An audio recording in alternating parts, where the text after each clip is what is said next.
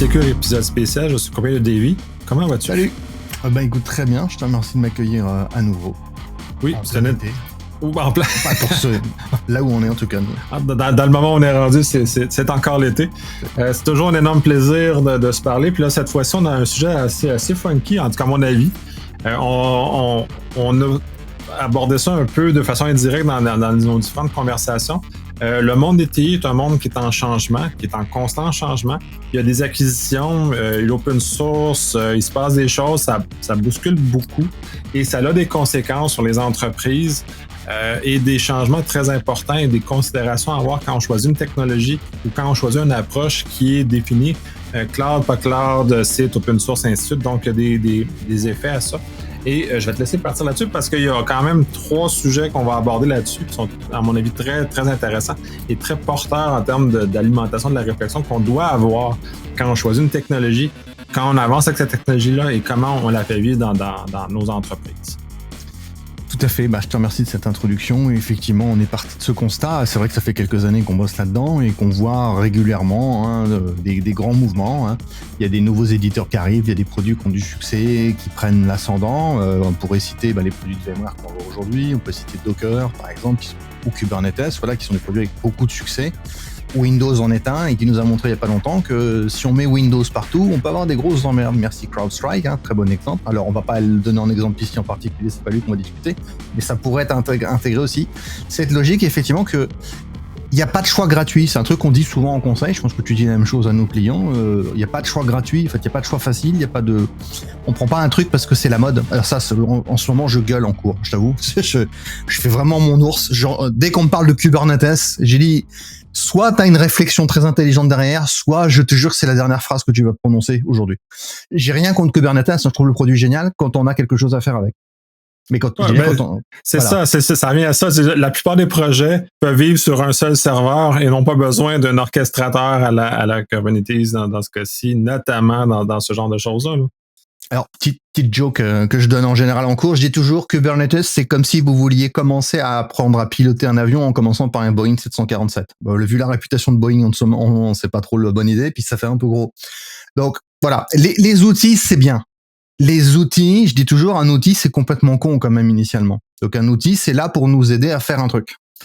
Et dans les gros mouvements que nous, on va voir, il y a 3 grands outils ou 3 grands éditeurs cette année qui ont été un peu remis en cause ou des solutions. On va parler d'abord de la solution Terraform d'HashiCorp, qui est un produit d'infrastructure as code très connu, qui a été racheté par IBM cette année. Donc, gros changement. Ensuite, on va parler, évidemment, on va faire tomber, non pas un pavé dans la mare, mais une montagne. On va parler du rachat de VMware par Broadcom et de l'impact considérable que ça va avoir. Et on va terminer en parlant d'exemples open source avec Redis et Redis, puisqu'aujourd'hui, il y a 2 versions de Redis qui se battent en duel. Et on va voir comment ça nous impacte et qu'est-ce que ça change pour nous. Donc, on va commencer dans l'ordre où on va les donner. Donc, on va commencer par le use case, effectivement, HashiCorp, rachat par IBM. Qu'est-ce que ça nous dit pour nous? Alors, il faut savoir que l'annonce a été faite en début d'année et elle a été publiquement assez mal accueillie. Pourquoi? Parce qu'on pourrait dire, après tout, une petite boîte qui fait un produit qui a beaucoup de succès, qui est racheté par une grosse boîte, c'est juste plus d'argent pour développer le produit. Et initialement, je vous dirais, oui, c'est vrai. En termes de logique, oui, c'est vrai. C'est juste une grosse boîte qui a plus de moyens pour soutenir un produit qui fonctionne très bien. Donc, Terraform, par exemple, le produit qui a le plus de succès chez HashiCorp, c'est un produit d'infrastructure as code. L'infrastructure as code, pour ceux qui connaîtraient pas, c'est en gros, on peut décrire toute une architecture cloud avec des mots, les mettre dans un document et le faire exécuter par l'outil directement pour nous. Donc, c'est comme si vous décriviez tout un bâtiment entier et hop, vous avez la boîte qui vous le fait construire immédiatement derrière. Donc, c'est une pratique très courante, c'est une très bonne pratique qu'on met en place chez tous les fournisseurs de cloud. Les fournisseurs de cloud ont leurs propres outils, mais HashiCorp a eu la bonne idée de développer un outil compatible plusieurs clouds. Donc ça permet, quand on est multi-cloud, ce qui est 75% du marché, ça permet d'avoir une approche transversale et stratégiquement, c'est quelque chose qu'on voit souvent, nous, avec les clients. On dit, oui, si on travaille sur plusieurs éditeurs en même temps, c'est compliqué de maîtriser chacun d'entre eux. Donc, des fois, c'est bien d'avoir des outils transversaux, comme Kubernetes, qui est une très bonne outil transversal pour ça.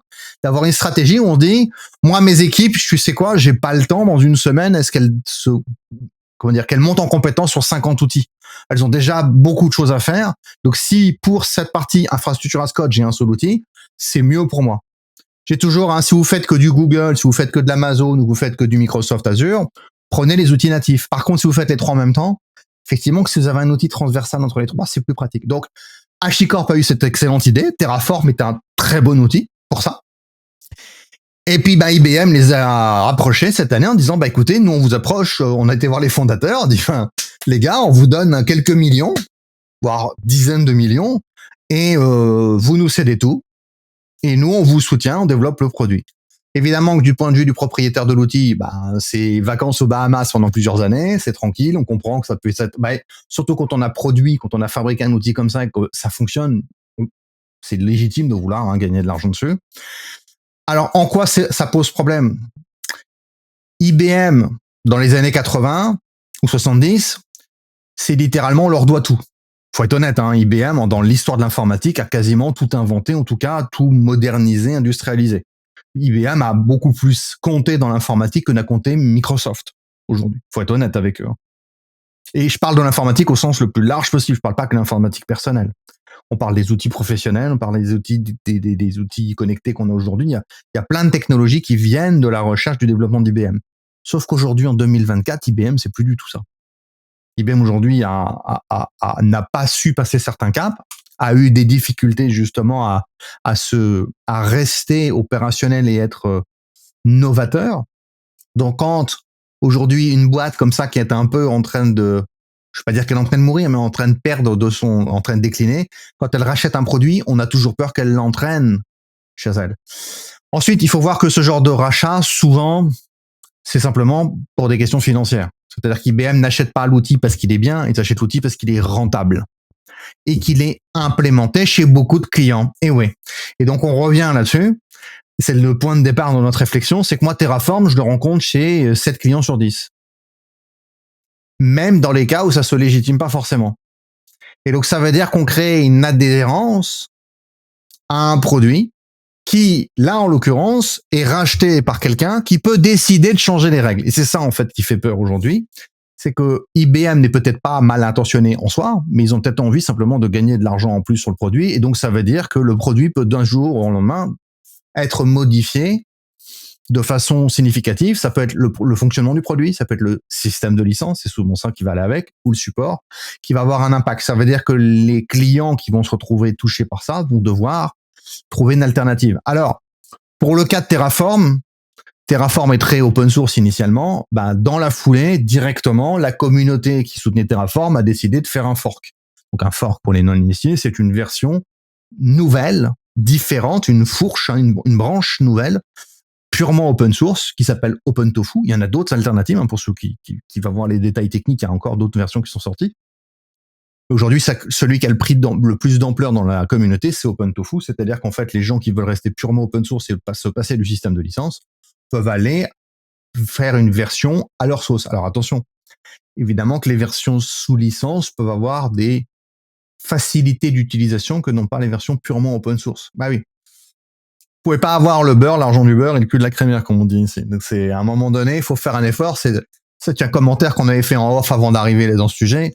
On a beaucoup de clients qui aujourd'hui font preuve de fainéantise intellectuelle ou qui n'ont pas envie de gérer les outils et ils voudraient la facilité du produit finalisé avec ceux qui se sont emmerdés à le faire, mais sans payer les licences qui vont avec. Donc là, le problème est que beaucoup avaient dit les licences Terraform ou Terraform le produit, on s'en accorde très bien. Sauf que là, en arrivant sous le giron d'IBM, on sait très bien qu'on va avoir un système de licence qui va changer. Alors, c'est pas formalisé au moment où je vous en parle. Je peux pas en dire trop de mal parce que je suis pas encore sûr de comment ça va se passer. C'est quelque chose qui est en évolution. Par contre, je peux vous dire que j'ai beaucoup de clients qui, alors, je dirais un tiers de mes clients sont même pas encore en courant, même quand on leur reparle, et toujours pas compris. Il y en a un tiers qui a déjà choisi de faire de l'open source pur, donc qui est parti sur OpenTofu, et les autres qui sont en train de se poser la question de ce qu'ils vont faire, c'est-à-dire qu'ils sont en attente. C'est-à-dire que cet événement-là a forcément un impact dans la vie de tous les jours des équipes et de la stratégie qui va avoir des répercussions sur le boulot d'après. Après, vous allez me dire, oui, mais c'est que de l'infrastructure as-code. S'ils font de l'Amazon, ou de l'Azure, ils peuvent aller toujours le faire local. Oui, il y en a des clients qui ont laissé Terraform de côté, qui refont du CloudFormation, par exemple, chez Amazon, directement. C'est possible. Donc, on voit que ce rachat-là a un impact, mais qui reste modéré. Ben, à ce stade-ci, il reste modéré, mais c'est parce que, puis là, c'est le deuxième sujet. Le rachat de VMware par Broadcom a échaudé beaucoup le marché. Et j'ai l'impression que le rachat de Terraform, d'HK par IBM, laisse présager qu'on se retrouve dans une situation similaire qui, à terme, va être une gifle financière pour tous les clients de Terraform à l'heure actuelle. Et pour ceux qui ont la version pure payante, là, on s'entend, là, puis ça aussi, ça m'amuse aussi de comprendre que les gens ne maîtrisent pas cette nuance-là.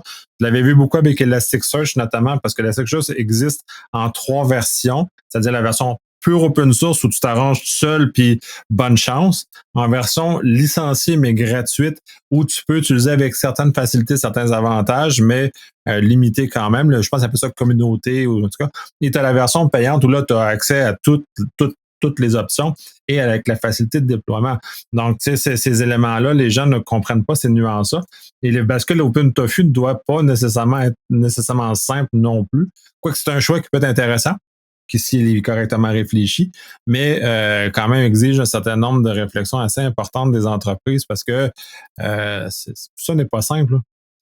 L'outil ne réfléchit pas, l'outil est complètement con. Et tu l'as très bien dit, ça veut dire qu'il va y avoir un effet sur les équipes. Il y a une montée en compétences. Faire du full open source, c'est très bien, moi je l'accueille, il n'y a pas de problème. Hein. Le problème, c'est que ça demande des gens intelligents quand même, qui se forment, qui apprennent et qui comprennent qu'il y a des trucs qui ne seront pas faits pour eux. Il y a des trucs qui seront faits par eux et il y a, dans l'open source, il y a un degré d'engagement qui est plus lourd que j'achète un produit sous licence, clé en main, et on me nourrit à la bouche, à la petite cuillère directement. Donc, à un moment donné, ça se paye. Alors oui, le coût de Terraform, c'est pour ça qu'on commence par ça, c'est gentil, parce qu'on peut se dire, oui, mais c'est qu'une étape, c'est qu'un élément, et on a déjà le substitut, on l'a déjà, oui. Et donc, effectivement, on va lancer le pavé dans la mare. Le gros rachat de cette année, qui fait beaucoup jaser par vous et sur tous les continents, c'est le rachat de VMware par Broadcom. Et là, on a un truc qui a beaucoup plus d'impact. Pourquoi ça a beaucoup plus d'impact? Ça a beaucoup d'impact parce que, alors, on pourrait dire 3 raisons. D'abord, VMware, c'est le numéro 1 mondial de la virtualisation. Je suis un ancien consultant et formateur VMware, j'en ai fait pendant 10 ans, donc je peux vous en parler, et ça nous a fait vivre pendant des années. VMware a littéralement pris le marché d'assaut il y a presque 20 ans. Ils ont modernisé la virtualisation qui existe, merci IBM, depuis 1967. Mais eux, ils l'ont modernisé pour le x86, et ils ont fait un produit excellent. Faut le reconnaître, le produit de VMware était très bon. Et ils l'ont bien packagé, ils ont un système de licence qui était pas top, voilà, mais qui était assez cher, mais on était sur ce qu'on appelle des licences perpétuelles. Donc premier point d'impact, c'est que on va dire 8 virtualisations sur 10 aujourd'hui sur la planète, c'est du VMware. Grosso modo. Je suis gentil, allez, entre 70 et 80% de la virtualisation mondiale, c'est du VMware. Le restant, c'est Hyper-V de Microsoft et tous les autres. Voilà, pour vous donner un ordre d'idée. Ok, donc on en est là aujourd'hui. Donc on voit bien que puis tous les autres, c'est de l'open source. Et on revient encore sur la discussion de ce genre de choses-là. Voilà. Pour ce que j'ai vu ailleurs, c'est du QEMU, c'est du KVM, c'est Zen. Citrix, ouais, ça, tu peux l'avoir en payant, mais bref, c'est tout des... Alors, Xen, à l'origine, c'est de l'open source. Avant que Xen soit racheté par Citrix, on aurait pu intégrer cet moment. Alors, ça a eu peu d'impact. Et puis, il y a eu beaucoup de forks qui sont sortis entre deux aussi. Exactement. Donc, VMware est très présent sur le marché. De la virtualisation, aujourd'hui, c'est une norme, c'est un standard. Hein. Il y a plus d'archives. On n'a plus de clients aujourd'hui, je pense, qui font que du full matériel. Ça n'existe plus trop. Ou alors, quand ils ont du matériel chez eux, ils ont des couches de virtualisation par-dessus. Et on était sur les systèmes de licence perpétuelle. Donc, une licence perpétuelle, en fait, souvent, quand on dit ça, les clients ne comprennent pas. Et puis, on dit, en fait, les gens qui sont pas habitués, mais en fait, la licence perpétuelle, quand vous achetez un ordinateur avec du Windows, c'est une licence perpétuelle. C'est-à-dire que la licence du produit est cédée avec le droit d'usage à vie. Si vous gardez votre Windows XP pendant 20 ans, vous avez le droit. Ce qu'il n'y aura pas avec, c'est le support. Et c'est là où les éditeurs gagnent de l'argent chez les clients. En fait, les licences de produits initiales, par exemple VMware, c'était quelques milliers de dollars pour acheter les licences, et fallait ensuite renouveler le support tous les ans ou tous les 3 ans, et le support donnait droit aux versions suivantes. Par contre, si vous vouliez la nouvelle version, vos anciennes licences, vous ne pouvez pas les réutiliser. Vous avez la version perpétuelle et on a beaucoup de clients de VMware qui sont restés sur ce modèle-là, c'est-à-dire qu'ils ont acquis des licences à un moment donné, ils sont montés en compétences en interne, ils se sont aperçus que ce qu'ils faisaient avec était relativement cadré et simple et que ça nécessitait pas de faire autre chose. Broadcom arrive, rachète le package pour quelques dizaines de milliards, peut-être surpayé, oui, c'est possible. Ensuite, ils disent, les licences perpétuelles, on en a marre, on arrête, c'est des abonnements. Là, il y a une partie de la communauté qui dit oui, mais c'est normal, tout le monde fonctionne par abonnement. Alors, je sais pas si le fait que tout le monde fasse un truc, ce soit normal. Personnellement, je me méfie des effets de mode. Non, c'est peut-être dans l'air du temps de vouloir financer comme ça, et je peux comprendre. Donc là, Broadcom, en fait, change le système, et ça veut dire qu'on a des clients qui, en 3 ans, se retrouvent avec 3 fois la facture à payer. Là où avant, ils ne le payaient qu'une seule fois. Parce qu'en fait, c'était ça. Souvent, le prix du support suffisait, et ensuite, on s'en sortait très bien. Donc là, on a des clients qui nous font du double ou triple de facture. Et là où c'est problématique, on pourrait se dire, oui, mais c'est qu'un outil. Non, je crois que vous comprenez pas. La virtualisation, aujourd'hui, il y a des clients qui font du 100% virtuel. C'est-à-dire qu'en fait, si vous enlevez VMware, il n'y a plus rien qui tourne chez eux. Et là, on voit qui sont, vous me connaissez, ils sont dans la merde jusqu'au cou. Et là, on voit l'impact, il est considérable. Il est d'une grande violence parce que Broadcom dit, au fait, c'est maintenant. Voilà, c'est cette année, c'est en train de gérer. Si vous n'êtes pas content, la porte, elle est là. Et la version gratuite, ESXi, au fait, elle n'existe plus, on la supportera plus, on vous la dégage. Donc en fait, ils sont en train de nous dire, voilà, vous entrez. Par contre, attention, évidemment, dans l'abonnement, vous avez accès à plein d'autres produits dont vous n'avez pas forcément besoin. Là encore, ça peut se discuter. Ça veut dire que les clients qui sont aujourd'hui sur du VMware sont en panique totale. Alors, il y en a qui n'ont pas encore pris la nouvelle en compte, je pense. Mais il y en a beaucoup qui sont en train de paniquer, en train de se dire, qu'est-ce qu'on fait? Et là, le problème du qu'est-ce qu'on fait, c'est que la concurrence, elle est pas tellement présente ici. Alors, on va nous citer Proxmox, on va nous dire, tu peux aller faire du Microsoft Hyper-V, etc. Changer du VMware à Hyper-V, je veux bien, mais pour avoir fait les deux dans ma carrière, je peux vous assurer que c'est pas un virage facile à faire parce que c'est vraiment des approches différentes et des mentalités différentes. Et Proxmox ou autre, c'est de l'open source. Donc, on l'a dit tout à l'heure, l'open source, c'est pas gratuit de rentrer dedans. Il y a des systèmes de licence pour certains.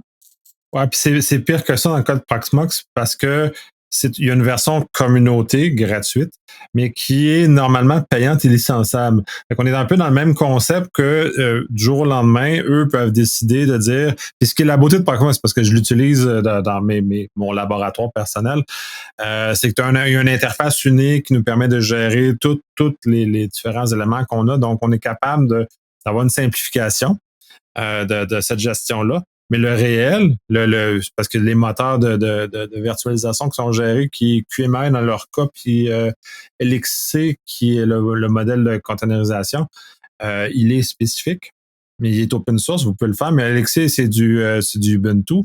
C'est licenciable aussi. Fait qu'on est encore dans des univers hybrides avec des dangers et certains éléments à tenir en compte. Et le transfert d'un à l'autre se fait douloureusement parce que je l'ai fait.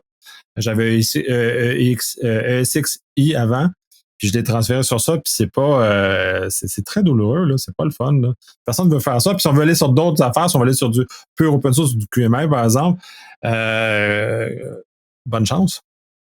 Alors, du point de vue, comment dirais-je, purement technologie, faire une VM, faire des réseaux virtuels, etc., on pourrait se dire, bon, c'est la même chose dans les deux cas. Oui, et le problème, c'est que deux voitures peuvent se ressembler, mais quand vous êtes garagiste, que vous les gérez, vous allez me dire, mais attends, moi, quand je mets la main dans le moteur, ça n'a rien à voir. Entre une voiture des années 50 et une voiture d'aujourd'hui, la différence, c'est qu'il y a un ordinateur dedans aujourd'hui, que si vous n'avez pas les bons outils, vous pouvez pas la gérer. Alors que celle des années 50, vous pouvez la démonter, la remonter intégralement, sans souci. Donc, on est sur des approches qui n'ont pas grand chose à voir et qui, au jour le jour, vont avoir des gros effets. Donc, ce qu'il faut garder en tête, c'est que ces changements-là, c'est pas juste une histoire de licence, c'est une histoire de changement d'outils et de gens qui vont devoir gérer ces outils. Et donc, c'est considérablement impactant, mais vraiment très, très, très violemment impactant. Et c'est ce qui fait qu'aujourd'hui, ça crée une zone de stress importante chez les clients qui se posent beaucoup la question de qu'est-ce qu'ils vont faire. Il y en a certains qui avalent la pilule et qui payent les licences directement, parce qu'en fait, c'est moins douloureux finalement que d'évoquer l'idée même de changer. Et là, ça en dit long aussi sur sur la stratégie. Alors, vous pouvez me dire, oui, mais attends, moi j'ai autre chose à foutre, ma boîte, elle vend des chaussures, elle me transporte du poisson, enfin, tu te rends pas compte, on peut pas se permettre de s'arrêter pour ça, et je peux comprendre. Et les clients qui vont choisir, et Broadcom, littéralement, compte là-dessus, hein. Ils comptent sur le fait que les clients vont, pour une raison ou une autre, ne pas choisir de changer. Ou choisir de ne pas changer, si vous préférez. Voilà. Ils vont dire, hop, on garde là, faute de mieux, le temps de voir. Peut-être que Broadcom va être sympa ou VMware va nous faire des licences un peu sympathiques. Alors aujourd'hui, ils sont pas vus pour ça, hein. On n'a pas de retour de clients qui disent en fait ils vous font des prix sympas en passant. Non, ils arrachent, hein. Le but de Broadcom, c'est de générer suffisamment de revenus pour rentabiliser les, je crois, 42 milliards qu'ils ont mis sur la table, ou 24, je ne sais plus, pour quelques dizaines de milliards qu'ils ont mis sur la table pour les rentabiliser. Au risque, et c'est stratégiquement, hein, on est en train de se poser la question, au risque de tuer le produit, littéralement. Parce qu'on en connaît d'autres, hein, qui ont fait ça, et qui aujourd'hui n'ont plus les mêmes parts de marché. Je ne citerai pas nos amis de Oraclure, pardon, hop, j'ai un peu complété leur nom, qui ont des systèmes de licence pareil assassins, qui finissent d'achever le produit progressivement. Là, on est encore une fois de plus sur un éditeur qui a un très bon produit, on peut pas le reprocher, et qui a un système de licence qui est aux limites du vampire, quoi. À un moment donné, il faut arrêter. Si c'est pour tuer la source de revenus, quel est l'intérêt? Et là, le virage de Broadcom, il est très violent pour ça. Broadcom est connu pour ça. Moi, j'ai fait des articles dessus en me foutant un peu de leur gueule, mais Broadcom a des méthodes comparées à celles de la mafia dans l'industrie, puisque Broadcom, c'est aussi des semi-conducteurs, etc. Ils sont connus, hein, pour mettre les embargos sur des secteurs, vous emmerder, imposer leurs règles, mettre des systèmes de licence sur l'usage du matériel et dire si tu fais pas ça, de toute façon, on te baise le marché, littéralement, à vouloir racheter les concurrents à chaque fois la même chose pour maîtriser la totalité du marché. Ce qui est discutable en termes de monopole. Donc, il faudrait voir aussi peut-être que certaines institutions dans certains pays dans le monde pourraient aller leur casser un peu les pattes, mais pour l'instant, ça n'a pas été fait. Donc, on a aujourd'hui des clients sur un marché qui sont pris au piège d'un système qui vient de changer du jour au lendemain, où on leur demande pas leur avis, et qu'a priori, Broadcom n'est pas du tout sensible aux plaintes des clients aujourd'hui. Ils n'ont pas du tout prévu de changer quoi que ce soit. Ni les prix n'ont baissé, ni on a des gestes de remise, ni de facilité pour migrer. Au point, on peut se dire, ouais, est-ce que ça va pas être un propulseur de cloud public? Parce que ça, c'est l'alternative. Ça peut être la motivation pour les clients qui se posaient la question ou qui n'avaient pas trop regardé, de se dire, est-ce que ça vaut encore le coup que j'héberge moi-même mes couches de virtualisation chez moi et que je continue à les gérer? Là, avec l'obligation soit de payer plus cher que ce que je faisais déjà avant, ce qui m'intéresse pas trop en soi, soit de rechanger toutes ces couches-là. Et est-ce que c'est pas le virage de trop? Donc c'est ça la question que la communauté se pose aujourd'hui. Est-ce que ce n'est pas est-ce que c'est pas un tordage de bras un peu trop fort qui va pousser les clients à aller vers le cloud public, vers Azure, vers Amazon, vers Google, pour se dire, ces couches d'hyperviseurs, pourquoi nous on s'emmerderait à continuer à les gérer alors qu'en fait on peut les faire par quelqu'un d'autre? Et mis bout à bout tous ces systèmes de licence plus la charge de travail que ça représente en termes de gestion, parce que c'est ça aussi, hein, le coût d'un cloud privé, c'est le matériel, plus les licences, plus le support, plus chaque dollar que vous payez à chaque personne qui gère ça chez vous, y compris les dollars que vous les payez quand ces personnes vont se former, aussi les dollars que vous payez quand les personnes sont en vacances, il y a quelqu'un d'autre pour les remplacer. Donc tout ça, ça rajoute à la complexité et au coût. Et donc là, on voit que ce changement a un gros impact, et il a d'autant plus d'impact qu'il concerne tout. Il concerne tout d'un coup, puisque là, c'est pas comme Terraform, où je peux dire, ce brick-là, je ne le fais plus, je le fais avec un autre outil, c'est fait, et ça n'impacte pas le reste. Ici, ça impacte tout, puisque c'est ce qui soutient l'intégralité. Alors, on a aussi une tendance, c'est qu'on a des clients qui, je l'ai vu dans Gartner, dit par Gartner le mois dernier, on a des remigrations internes. C'est-à-dire, on a des clients qui nous refont du matériel, qui mettent une couche open source, qui mettent du Kubernetes, et qui nous font des conteneurs à la place. Donc, en fait, ils squeezent la couche de VM et d'hyperviseur pour nous mettre directement, qu'en fait, un OS qui sert à héberger du conteneur pour remplacer l'existence des serveurs qui hébergeaient les VM, qui hébergeaient les conteneurs. Ce qui est pas inintéressant comme stratégie. Ça reste une virtualisation qui dégage la partie hyperviseur. Alors, c'est un challenge qu'on cherche à faire depuis des années. À dire, est-ce que je peux faire la même chose que je fais avec VMware, mais sans les VM de VMware ou d'Hyper-V? Donc bah là, on se dit bah maintenant, on peut avoir une couche d'OS très light, très très très très épurée, et mettre de la conteneurisation directement native dessus, se dire bah écoute, moi je construis un cluster de ressources matérielles sur plusieurs serveurs chez moi, et puis je mets plein de conteneurs dessus, je fais tourner ma ferme dessus. Et c'est une tendance que Gartner détecte chez les clients. Ils disent qu'elle est encore faible, c'est quelques petits pourcents, c'est même pas à 10%, hein, c'est 2 ou 3%, mais c'est une tendance qui est en train de s'accentuer. Donc on a aussi une fuite en se disant bah on va changer non pas l'outil, on va changer carrément l'approche, parce que les technologies sont aussi à maturité pour ça. Et là on peut se poser la question de l'intelligence de Broadcom, de dire bah moi je vous oblige à faire un truc au risque de pousser vers d'autres solutions. Ouais, il y a beaucoup d'axes là-dedans, notamment la containerisation qui aurait été censée remplacer la virtualisation il y a longtemps, parce que moi je trouve ça, je trouve que la virtualisation aurait dû changer l'univers il y a longtemps. Parce que dans le fond, le OS se sert à parler avec la machine. Comme il n'y a plus de machine, pourquoi on a encore des systèmes d'exploitation qui sont lourds et qui sont présents? Que la virtualisation aurait dû remplacer ça depuis longtemps. Ce qu'elle n'a pas fait, parce que je trouve ça un peu étrange. Je l'aborde dans un autre podcast qui, au moment où on enregistre, n'est pas encore sorti, mais va sortir avant celui-ci. Justement, cette migration-là de ne plus avoir à gérer de système d'exploitation, mais de gérer juste la containerisation, donc gérer le payload, le contenu réel. Donc ça, c'est effectivement très intéressant de voir que les clients vont vers ce genre de choses-là. Mais pour revenir plus à la migration, au pari de Broadcom sur ce genre de choses-là, comme on peut le voir avec les migrations, parce que les gens vont dire, on a parlé un peu d'open source, les gens qui disent je vais migrer vers du Linux de toutes mes infrastructures Microsoft, ça se fait pas facilement, c'est aussi très complexe. Il y a beaucoup de résistance. C'est probablement sur ça que parie aussi un peu Broadcom. Et tous les gens qui parlent d'aller de migrer, disons, de vice-versa, le M305 vers Google Workspace ou l'inverse, ces transferts-là ne se font pas simplement. Et une fois qu'on a choisi d'aller dans un, généralement, on est pris là-dedans. Puis c'est probablement toute là la réflexion de Broadcom qui croient que les gens sont prisonniers et que les gens ne feront pas l'effort de transférer d'un à l'autre parce que il y a un coût de transfert et de sortir de ça.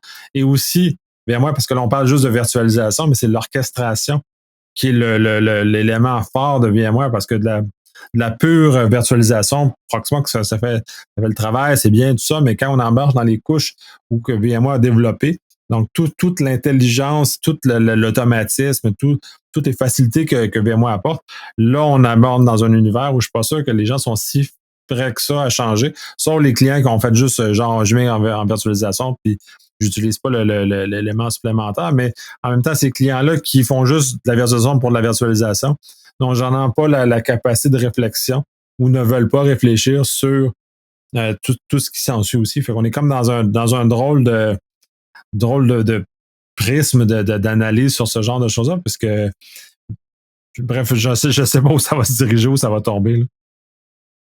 Et tu l'as très bien dit, c'est pas juste du compute. On a le Software Defined Network, Software Defined Storage, toute cette partie-là, effectivement, qui est l'intelligence rajoutée par VMware par-dessus. On a tous les produits annexes qu'on vient greffer autour du vCenter, ce qui amène de la compréhension, du monitoring, de l'automatisation. Effectivement, ça fait comme son cloud privé, vraiment, au terme, dans la terminologie cloud. Ce qui nous amène aussi à une réflexion sur l'adoption du cloud et sur la dépendance technologique au cloud, puisque effectivement, c'est une réflexion que j'ai souvent avec des clients. Oui, mais moi, si je vais chez Amazon, je vais dépendre de leurs outils. Je dis, mais tu dépends déjà de VMware chez toi, tu dépends de Microsoft quand tu vas chez eux. Finalement, la réflexion est une réflexion qui n'est pas neuve. Elle est la réflexion de l'adhérence plutôt que l'adhésion, et l'adhésion. Les deux sont possibles à un produit. À partir du moment où on choisit une technologie, que cette technologie, c'est pas nous qui l'avons fabriquée nous-mêmes, parce qu'on peut, hein. À partir du moment où on prend un produit tout prêt, ça veut dire que c'est quelqu'un d'autre qui le fait. Ça veut dire que c'est quelqu'un d'autre qui le maîtrise. Ça veut dire que pour qu'il soit pratique à utiliser, souvent, on va nous vendre des packages complexes. D'où le système de licence de Broadcom aussi, qui parie là-dessus en disant, mais moi, dans le package, je vous offre pas que cette couche-là, je vous en mets d'autres avec. Par contre, vous payez l'ensemble. Donc, tant qu'à faire, vu le prix, autant consommer les autres produits. Donc, il y a ce système-là aussi qui vient. Disant, voilà, l'idée, c'est d'éviter de laisser de la granularité aux clients en disant, bah, si vous avez pris tout ce package-là, vous ferez, effectivement, comme tu l'as dit, il compte sur le fait que ce serait trop lourd, trop complexe. Pas forcément de changer, mais de réinventer ou de réintégrer des outils à côté d'autres outils. Parce que faire du cube pour faire tourner du serveur PHP chez soi, c'est jouable. Quid de la couche réseau, quid de la couche stockage, quid de l'automatisation des déplacements, etc. Quid de la reprise. Je suis pas convaincu que les clients soient capables de tout gérer du Kubernetes à ce niveau-là. Et puis Kubernetes, même chose. Kubernetes seul, non. C'est Kubernetes plus Prometheus, plus Helm, plus d'autres outils. Donc on en rajoute sans arrêt. Là encore, on voit qu'en fait, il n'y a pas d'outil parfait qui contient tout. Et qu'à chaque fois qu'on choisit ça, on crée en fait comme une interdépendance de librairies, de fonctionnalités, de produits qui interdépendent les uns des autres. Et ne nous leurrons pas, comme tu l'as dit, il y a des versions open source. Oui, mais attention, l'open source, d'abord, il y a l'open source, c'est pas au singulier, c'est open source au pluriel. Il y a plusieurs versions d'open source aujourd'hui qui se battent en duel. Et l'open source ne nous garantit pas non plus une indépendance totale. Et là, c'est le troisième exemple qu'on prend aujourd'hui, Redis et Redis. Alors, ce case-là, il est un peu plus complexe, mais il a eu lieu cette année. Redis, pour celles et ceux qui ne connaissent pas, c'est un moteur de base de données dit NoSQL, en mode clé-valeur, qu'on utilise souvent, par exemple, pour faire du cache mémoire, donc des classes de la base de données mémoire, ou maintenant de la base de données de stockage brut aussi, très violente. C'est un moteur qui a énormément de popularité. Si vous prenez, par exemple, chez AWS, dans le cloud public d'Amazon, c'est le moteur de base de données le plus utilisé au monde, toutes versions confondues, en mêlant genre SQL et MySQL, NoSQL et SQL. Voilà. Donc c'est vraiment un moteur qui a énormément de popularité, qui développe énormément de fonctionnalités très intéressantes, et qui à l'origine est un produit open source. Mais alors open source communautaire pur. Ok. Donc je vais reprendre un peu de cartographie. Né en 2009, déposé donc en open source par Antirez. Donc Antirez est le fondateur, on va dire, du moteur, qui a fait la première version, qui est celui qui s'en occupe. Open source, le communautaire, ne veut pas dire sans propriété. Ça veut dire qu'à un moment donné, dans l'open source, on peut être fondateur d'un produit, le laisser ouvert à la communauté pour le faire vivre, mais garder une paternité du produit. Et ce qui s'est passé, c'est qu'en parallèle de ça, il y a Garantia Data, une autre société, qui, en 2011, a décidé de monter un conglomérat, une boîte, sur le même modèle, et qui a commencé à discuter avec le papa, le fondateur de Redis. En 2013, ils ont essayé de renommer leur propre produit Redis DB. Ça a été refusé par la communauté, jusqu'au moment où Antirez a rejoint Garantia Data, qui est devenu Redis Labs depuis, entre deux, donc une boîte privée, qui a repris le même nom, qui a négocié avec lui. En 2018, le papa de Redis a dit, en fait, ça m'appartient, je vous emmerde. Je cède tous mes droits d'usage, tous les noms, les droits de licence, de licensing dessus à Redis Lab. Et en 2021, ils renomment le produit Redis et officiellement, ils ont sorti un système de licence cette année. Donc voilà, on est sur un produit qui est né en open source, qui a été développé en open source, dont finalement l'auteur initial a gardé des propriétés, une paternité, et a décidé de substituer à la communauté ses droits en disant, ben non, en fait, je reprends le truc, ça m'appartient, j'en fais ce que je veux, et contre des sous, des piastres, ils ont intégré une boîte privée. Donc on est sur un produit qui a basculé de l'open source à une partie privée sous licence. Ça, c'est intéressant parce que là, c'est là la confusion de la plupart des gens sur l'open source, c'est comme gratuit. C'est comme sans licence, c'est pas vrai. Il y a des licences, il faut les connaître, il faut savoir celles qui touchent, celles qui sont affectées. Je connais pas celles que Redis avait au début, mais généralement, on va trouver des licences de type OpenBSD qui sont beaucoup plus simples et beaucoup plus libres. Mais quand on tombe dans le GPL notamment, là, on est plus contraint, mais ça maintient que il y a toujours un droit d'auteur, donc un droit de paternité sur le code qui appartient à qui veut bien, puis ils l'ont changé, Elastic. Là. De toute façon, il y en a plein qui l'ont changé avec le temps. Là. Il y en a au début, c'était plus ouvert. Avec le temps, se sont fermés pour différentes raisons, généralement commerciales, pour aller vers ce genre de choses-là. Puis ça, c'est un des changements des terrains les plus violents de genre passer littéralement d'open source à un rachat complet et essentiellement la disparition de la licence open source qui permet l'utilisation libre de ce que c'est, parce qu'il demeure propriétaire. Et là, puis comme il a vendu, là, c'est la compagnie qui est propriétaire du code, même si celui-ci est open source. Il n'est pas libre. il est juste source ouvert. Fait que c'est un peu cette confusion-là. Puis ça doit ça doit pas être drôle ce qui se doit se dire dans la communauté. Là. Alors comme tu dis, oui, c'est intéressant parce que open source, effectivement, je pense pour beaucoup de personnes qui ne sont pas habituées, ça veut dire gratuit. Et effectivement, non.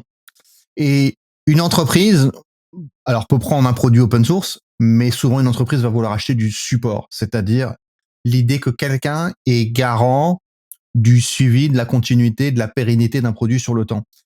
Une entreprise, elle travaille pas. Il y a des business qui se gèrent la semaine, mais quand on fait des investissements dans l'informatique, en général, c'est pas pour une semaine ou deux. On essaye de gagner une visibilité sur 3, 5 ans, 8 ans, 10 ans. Donc on a besoin d'outils fiables, on a besoin de choses qui nous permettent de nous engager sur la durée. Si nous on investit dans une technologie, c'est pas, comme tu l'as dit tout à l'heure, c'est pas si simple que ça. On passe pas de Windows à Linux du jour au lendemain comme ça juste parce qu'on a dit. On est geek, on aime bien la techno, on sait que c'est faisable. Oui, mais pour une entreprise, c'est pas une ou deux personnes, c'est peut-être 100, 200, 400, 800, 8000 personnes. C'est de l'organisation, c'est changer du tout au tout littéralement. C'est beaucoup plus impactant qu'on ne le croit. Et donc là, ce système-là, il est assez alors pour le coup, c'est assez démonstratif. Donc oui, l'open source peut devenir du pur licencié. Pour la petite anecdote, la boîte italienne, je crois que c'est ça, hein, c'était Garantia Data, qui s'est montée. C'est une boîte qui s'est associée avec Amazon pour la solution de Amazon Elastic Cache, donc le cache sous Redis.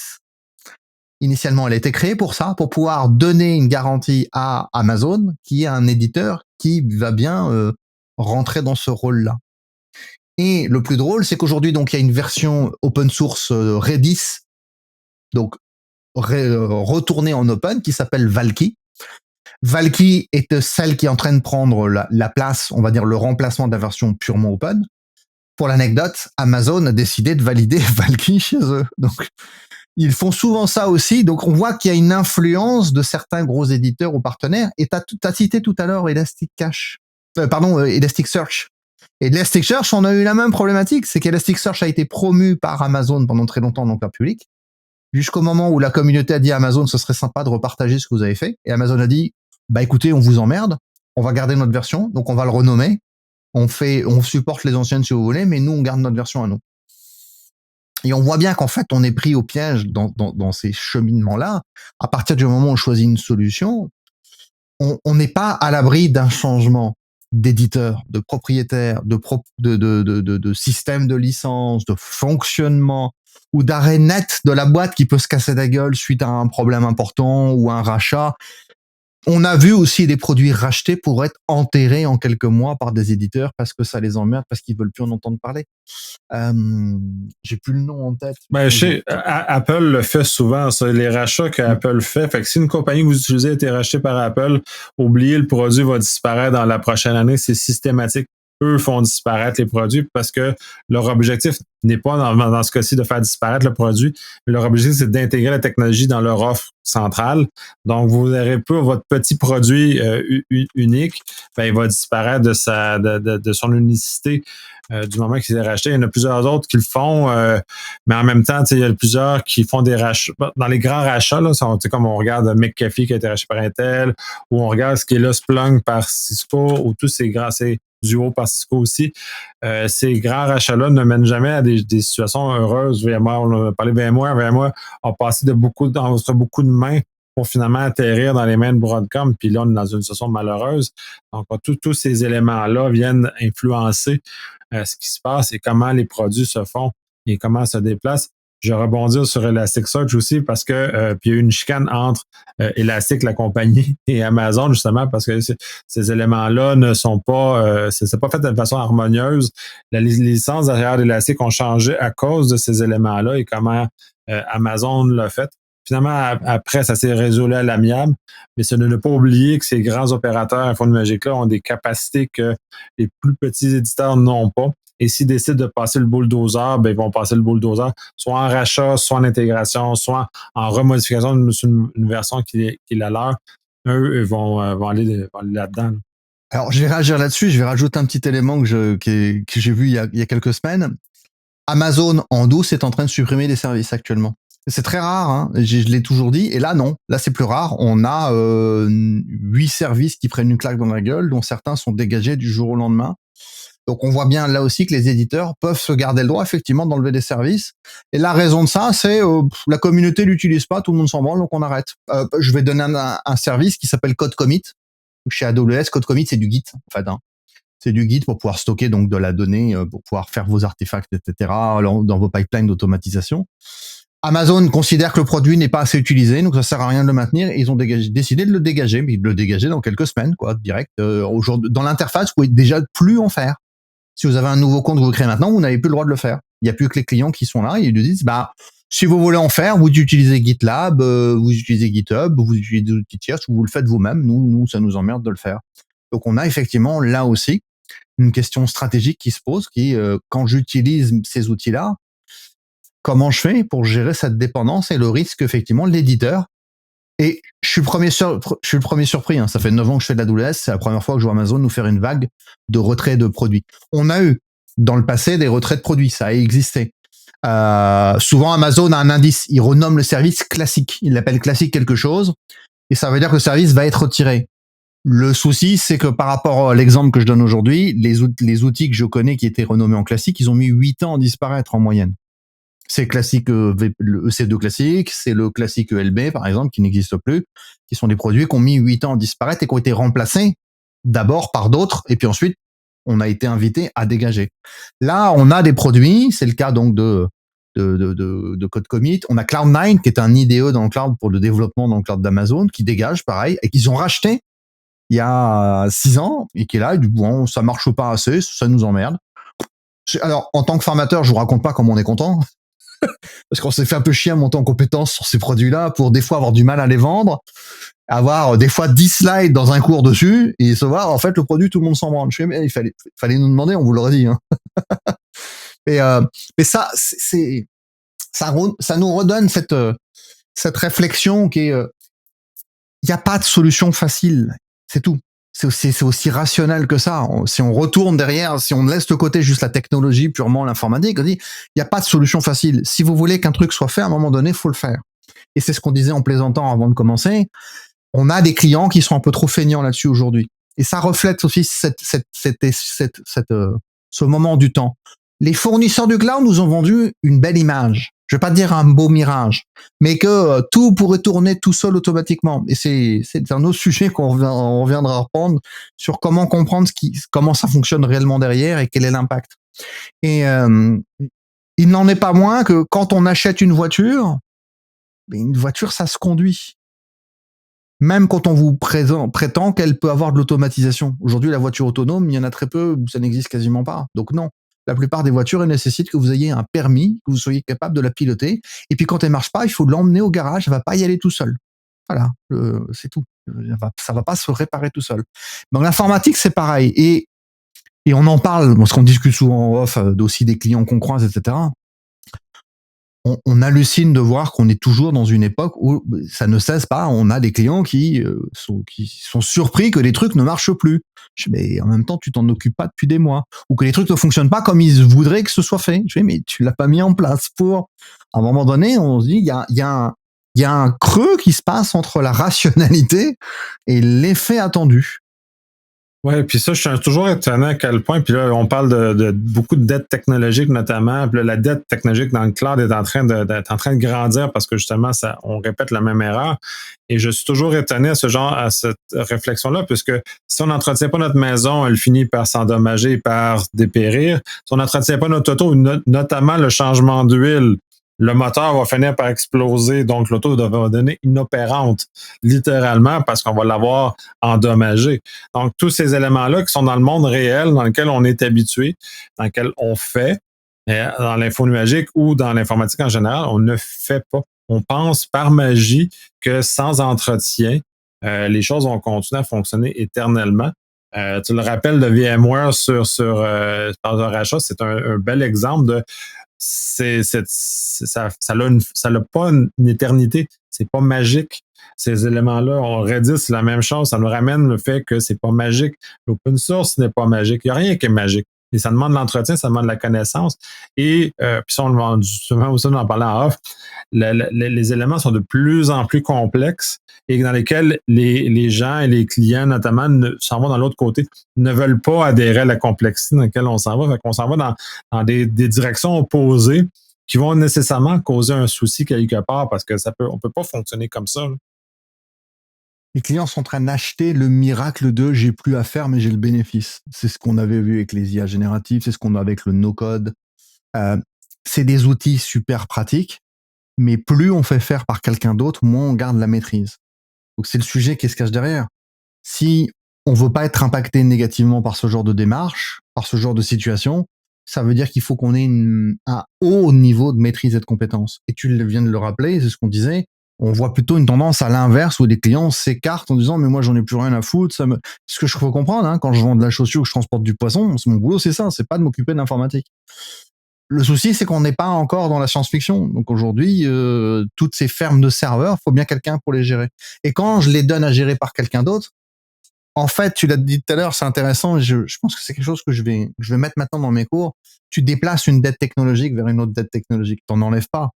Tu la substitues, tu la rends à quelqu'un d'autre qui te la facture. Et si cette personne, elle s'emmerde à faire des trucs que tu as pu à faire, oui, elle te facture. Et ça, c'est un argument d'ailleurs. Quand on va dans un cloud public, c'est parce qu'on n'a plus envie de s'emmerder à faire certains trucs. Donc oui, c'est pas gratuit. Vouloir dire, je veux le résultat, mais en plus, je voudrais que ce soit pas cher ou gratuit, à un moment donné, intellectuellement, faut se poser la question de la démarche. J'entends bien. Quand j'ai 6 ans ou 10 ans, je comprends. Quand j'en ai 40 et que je suis patron d'une entreprise, à un moment donné, ouais, mais non. En fait, non. À un moment donné, il va falloir payer tes outils, c'est tout. Il va falloir les gérer et il va falloir les entretenir. Et c'est presque épuisant. J'espère que ça vous fait rire autant que nous. Mais c'est presque épuisant de voir à quel point on a toujours un décalage entre les gens qu'on a en face de nous et cet état de conscience de ces outils-là. C'est pas miraculeux, c'est pas gratuit. Et la façade marketing est très jolie. Hein. Tous ces outils-là nous ont vendu des facilités qui sont réelles par rapport à des situations d'origine. Il y a une progression.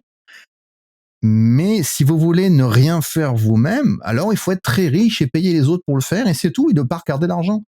On disait tout à l'heure, Broadcom part du principe que les clients vont payer à un moment donné parce qu'en fait, c'est trop chiant pour eux de le faire. Et je pense que de ce côté-là, ils vont réussir en partie. C'est vrai. Ouais, moi aussi, je suis pas mal d'avis qu'ils vont réussir. Probablement, au moins rentabiliser. Je pense qu'ils vont réussir à rentabiliser leur achat. Est-ce que ça va être périn dans le temps? Je suis pas convaincu parce que les choses vont changer et vont aller dans une autre direction, mais c'est sûr que à court terme, ils vont réussir puis ils vont recouper les frais d'acquisition. Là, puis après, on verra ce qui va arriver avec le produit. IBM, on parlait en entrée-jeu IBM avec Terraform. IBM n'est pas reconnu pour être une entreprise très souple, disons. Donc, on verra ce que ça va donner. Ça aussi, c'est un cas qui va avancer. Jusqu'à présent, on n'a pas d'informations sur ce qui va suivre. Tout le monde se croise les doigts en espérant que IBM ne fasse pas un Broadcom 2, c'est-à-dire de commencer à licencier de façon violente le Terraform, de maintenir le chose actuelle. Mais les dommages ont déjà commencé à se faire. Dans le fond, les gens ont déjà commencé à quitter le bateau. En cas de VMware, c'est plus difficile. Là, fait que, mais j'ai hâte de voir comment tout ça va se dérouler. C'est des choses très intéressantes. Et des choses, je pensais qu'ils étaient derrière nous parce qu'on en a vu beaucoup dans le passé, des éléments comme ça.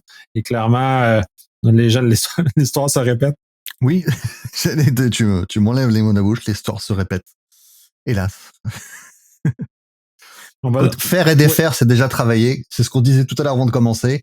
Tu sais quoi? On a encore pas mal d'années de boulot devant nous, je pense. Oui, je pense que c'est pas terminé. On va conclure là-dessus parce que de toute façon, il y a certains de ces sujets-là qu'on a commencé à aborder en surface, qu'on veut effectivement faire des épisodes plus complets sur ceux-ci parce qu'il y a quand même une réflexion intéressante à aller chercher puis une profondeur qu'on veut explorer. Donc, bref, merci encore pour cette intervention-là. C'est très intéressant parce qu'on est un peu plus philosophique, disons, mais qui a quand même des impacts très importants sur le fonctionnement de notre société et le fonctionnement des entreprises. Je pense que c'est important que les gens en prennent conscience. Merci à toi.